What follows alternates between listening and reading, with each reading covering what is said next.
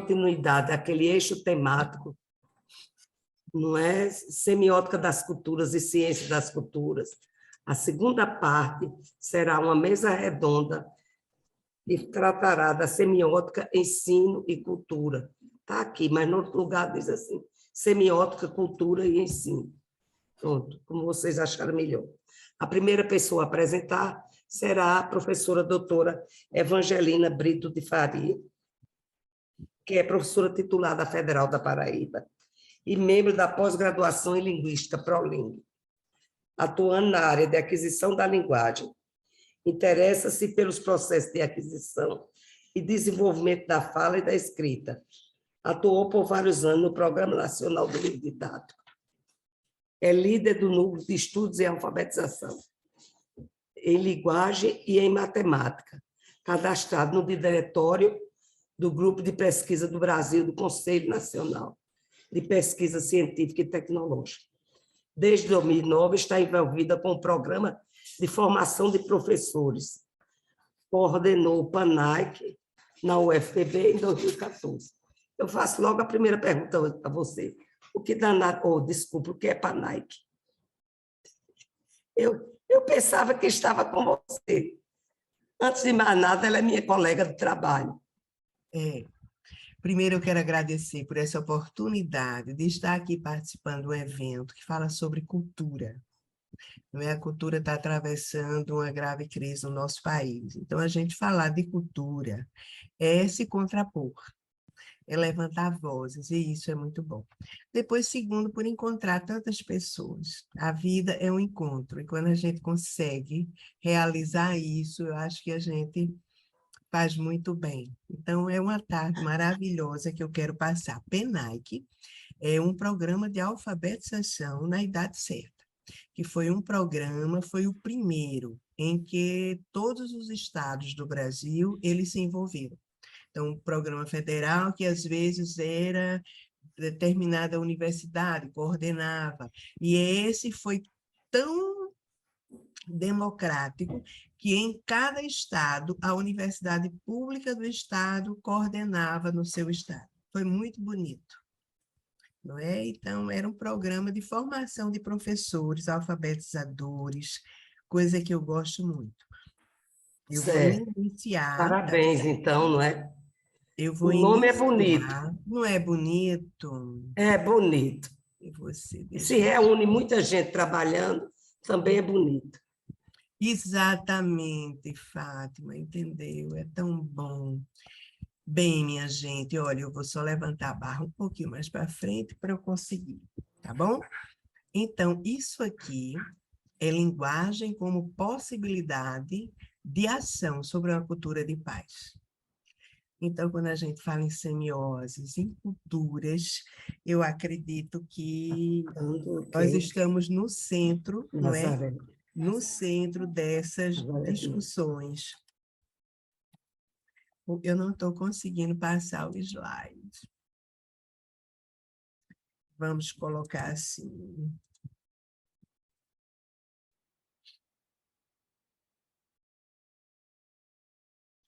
Graça. Vocês veem assim?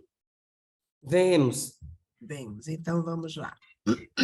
Dando para ver, não sei como é. Pronto. A semiótica, tá certo? A semiótica nos ajuda a dar sentido às relações que estabelecemos em nossas sociedades. Nesse processo de compreensão, a cultura corrobora para entendermos determinadas crenças, a moral, as leis, os costumes. Produzimos cultura e a cultura também produz hábitos novos em nós. Então, eu lembro quando criança, né, a gente jogava na rua um refrigerante que a gente tomava, e hoje o hábito mudou, nós procuramos não jogar mais nada no lixo na rua. Então, essa comunicação tem por objetivo mostrar a importância da linguagem para a implementação de uma cultura de paz em nossa sociedade. A linguagem no curso da história tem sido objeto de diferentes áreas de estudos, filosofia, psicologia, pedagogia, neurologia e, naturalmente, a linguística. E todas essas correntes têm trazido contribuições importantes para a construção de um olhar sobre a linguagem. Do ponto de vista da linguística, tentaremos mostrá-la enquanto ação, partindo da análise do livro do Gênesis e com base principalmente em Bakhtin e Austin. Levantamos hipótese de que, através da linguagem, estamos dando continuidade ao plano da criação de Deus. Vejam que coisa linda. Pela linguagem, podemos recriar o mundo, os seres, numa perspectiva de paz. Então, no Gênesis, todos vocês sabem, não é? Deus cria o mundo e ele diz, faça-se a luz, e a luz foi feita. E viu Deus que era boa, e separou a luz das trevas. Deus chamou a luz dia e as trevas noites, e numa primeira tarde e uma manhã do primeiro dia. É pela linguagem que se dá início à criação do cosmos. Pelo poder da linguagem, tudo se cria, passa-se do nada à criação. Logo após fazer as coisas, Deus denomina-as. Em todo relato, vê-se que falar é fazer. Deus cria, Deus faz. Assim, dia após dia, Deus vai criando linguisticamente o homem. Depois diz assim, também lá, façamos o homem à nossa imagem e semelhança, e que ele domine os peixes do mar, as aves do céu e os animais da terra. E Deus criou o homem à sua imagem. Então, nós vamos ver que isso, do ponto de vista linguístico, nos aproxima muito de Deus. Não em termos físicos, que a gente só viu Jesus, que Jesus tomou a nossa forma. A gente não sabe exatamente a forma de Deus. Mas nós vamos ver que a nossa linguagem foi criada à imagem da linguagem do Pai. O domínio do mundo pela linguagem, disse Deus, não é bom que o homem esteja só, façamos uma companheira igual a ele. Então, criou, não é? Tendo formado do barro os animais, levou-os para Adão para que visse e como os chamaria. E deveria portar um nome que Adão lhe tivesse dado. E chamou Adão por seus nomes, dos animais, todas as aves do céu, todas as feras. Então, veja, nessas narrativas temos duas categorias fundadoras do cosmos, a linguagem e o trabalho. Após criar os animais, Deus não mais os denomina no primeiro relato, mas leva-o para Adão, para que ele, no primeiro ato de poder, denome a cada ser. Então, é Adão que começa a nomear, coisa que nós fazemos até hoje, nomear.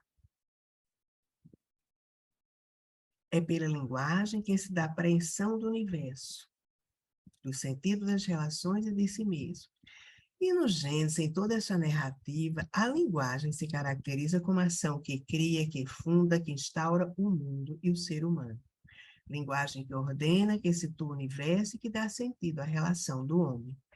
Então, vejamos como a linguística vê este aspecto.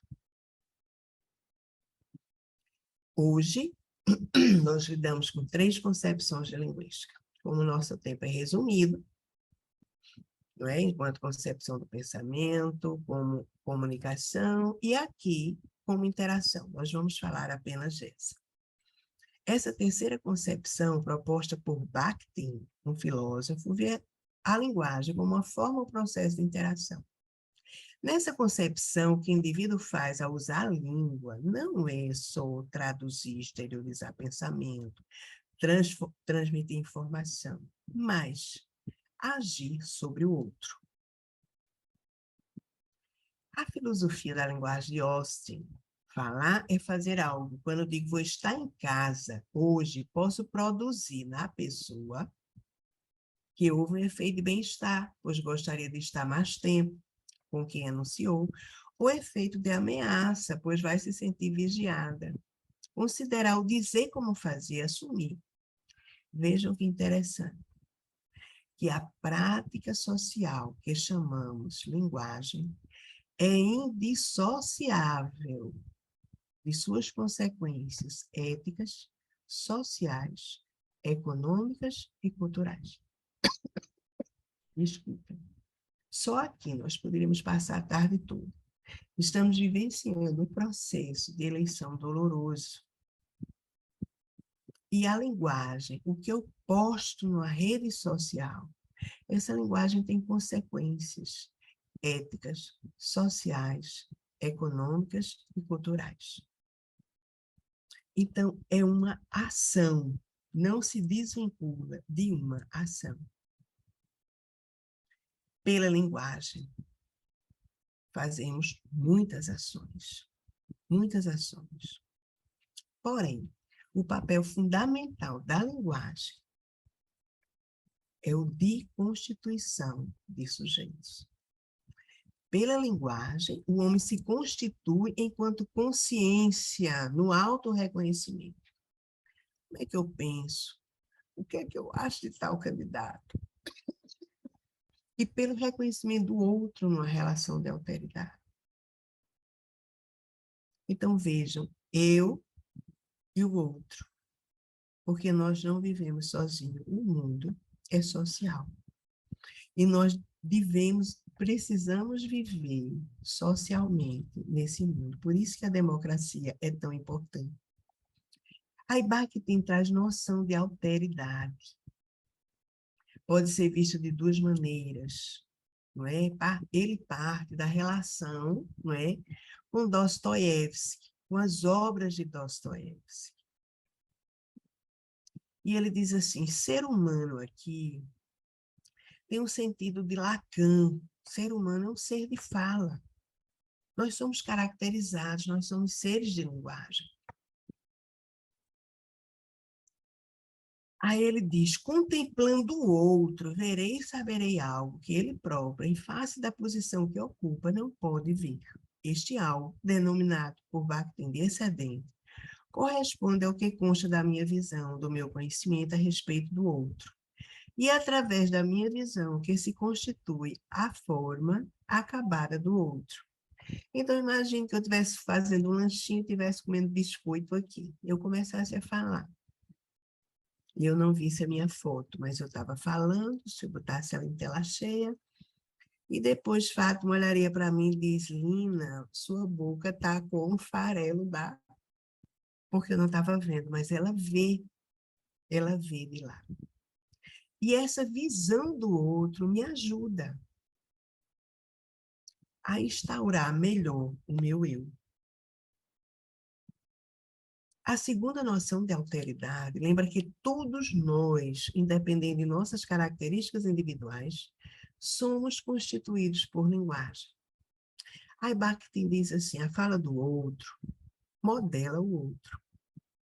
E aqui eu trabalho com aquisição de linguagem, a gente pode ver isso na fala da criança.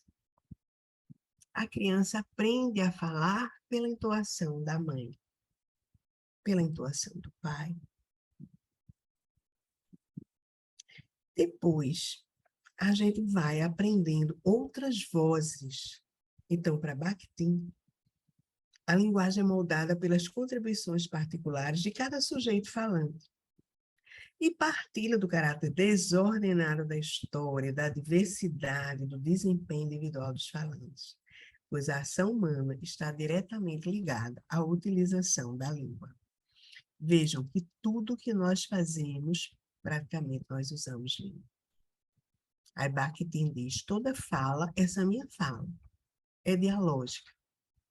Na medida em que é determinada por um conjunto de produções antecedentes, estou trazendo muita coisa de outros autores aqui, e apresenta necessariamente como uma palavra dirigida aos outros, a vocês que estão aqui comigo.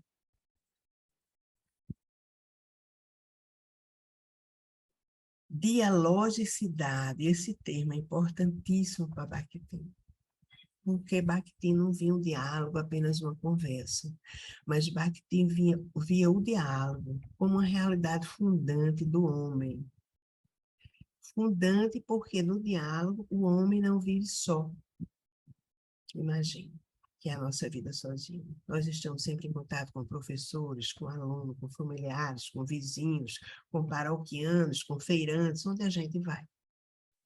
E isso é essencial para a nossa psique humana. Estamos junto com os outros.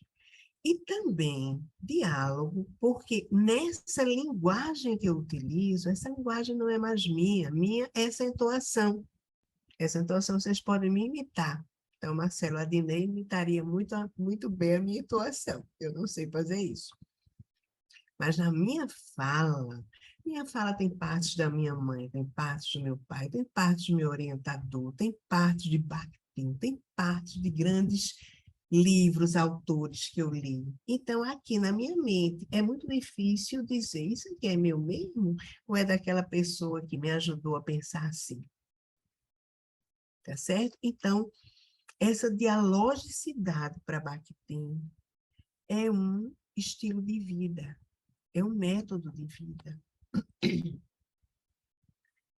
Pela linguagem, o homem se constitui enquanto consciência no auto-reconhecimento e pelo reconhecimento do outro. É pela linguagem que tomo consciência do que sou, do meu papel no mundo. Se tentarmos atentarmos para a nossa vida, o que somos, é resultado de conflitos de fala que fomos submetidos. Desse turbulhão de falas, tá certo? Que estão envolvidas ao nosso redor. Expor-se à linguagem é estar em contato com os outros, é entrar em interação com o outro, é dialogar com o outro. Vejam o que é diálogo para Bakhtin. Logo, sem o outro, vejam que disparate. Sem o outro, eu não me desenvolvo, eu não me constituo sujeito de mim mesmo. Parece um paradoxo. Só me construo na existência dos outros. Na linguagem, o outro se torna essencial para a minha constituição de sujeito. Não devo falar de teorias de linguagem, não é? Mas Chomsky mesmo diz que a gramática é desenvolvida por um mecanismo inato que nós trazemos. Mas o próprio Chomsky, que é uma sumidade no mundo, ele diz assim, se esta criança estiver isolada, não tiver o contato, coisa que nós fazemos aqui, alguém falando perto, ele não desenvolve a linguagem, por mais inteligente, por toda a capacidade, o aparelho que ele tenha, não é, inato, para trazer. Então, nós precisamos do outro. Aí Habermas diz assim, do ponto de vista funcional da intercompreensão, a atividade comunicativa serve para transmitir e renovar a cultura. Do ponto de vista da coordenação da ação, a linguagem preenche as funções de integração social, de criação de solidariedade. Aí ele diz também assim, enfim, do ponto de vista da socialização, a atividade comunicativa tem por função formar as atividades pessoais. Então, também nos formamos, não é? Formamos pela linguagem. Habermas também concorda com isso. Aí diz assim, no Gênesis, vimos que Deus criou o mundo através da linguagem. Para a continuação da criação, solicita a Adão que dê nome das coisas. Até hoje, continuamos inventando e dando nosso nome. Quantos asteroides, planetas ainda estão sendo descobertos e quem descobre coloca o próprio nome. No discurso da criação, quando Deus fala, dá vida. Quando falamos, também damos vida ao outro, constituímos o outro. Através da fala, edificamos o eu dos outros seres e nos constituímos também pela linguagem do outro. Através da linguagem, para nós que temos fé, estamos dando criação, continuidade ao plano de Deus. Pela linguagem, recriamos o mundo, os seres que habitam nele, no incessante ato de criação. Acreditamos que a palavra de Deus seja viva Mas também a nossa, e também não é oposição não, e também a nossa é carregada dessa mesma semente que dá vida e gera o outro. Linguagem, ação que gera consequências. Olhando as sociedades, percebemos que práticas sociais estamos criando por meio da linguagem.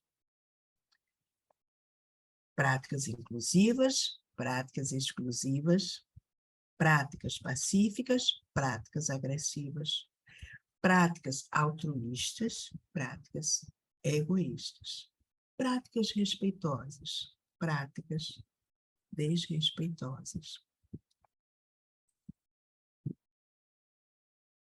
Usar a língua, falada ou escrita, é uma forma de ação. Pela linguagem, somos seres formados pela coletividade, formado pelos outros eus no curso da história. E no curso da história, imagina, quanta gente tem de Aristóteles na sociedade, quantas essas vozes permanecem. Também nossos discursos deveriam ter em mente que o outro é, no momento, meu interlocutor. Eu posso destruir ou posso edificar todos aqueles que consigo alcançar com o uso da minha linguagem. Naturalmente, falharemos, eu falho todo dia. A vida em sociedade é um embate permanente. Eu estou tendo embates diários. Mas o importante é a diretriz para estabelecer relacionamentos voltados para uma cultura de paz. Está muito difícil o período em que estamos vivendo. Se a gente olha a Europa, se olhamos o mundo, não só aqui o Brasil. Mas o importante é percebermos que todos os dias, através da nossa linguagem, nós podemos dar um contributo para uma cultura de paz. Era isso que eu queria trazer para vocês. Muito obrigada, professora Ana Angelina.